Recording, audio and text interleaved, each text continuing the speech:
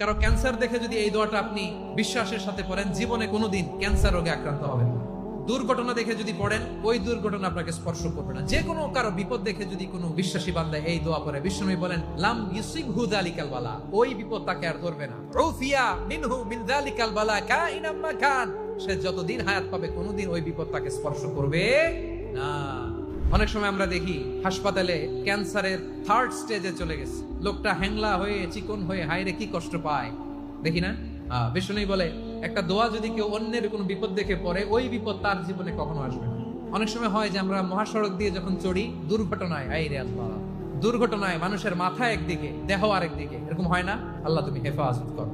বিশ্বনবী বলেন এই দুর্ঘটনা দেখে কেউ যদি এই দোয়াটা পড়ে, তার জীবনে সে কোনোদিন এরকম অ্যাক্সিডেন্টের সম্মুখীন হবে না।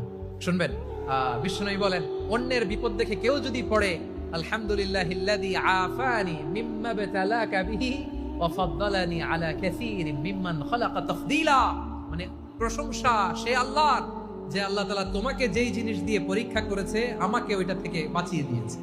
তোমাকে আল্লাহ যেই বিপদে ফেলেছে আমাকে ওই বিপদ থেকে তিনি মুক্ত রেখেছে।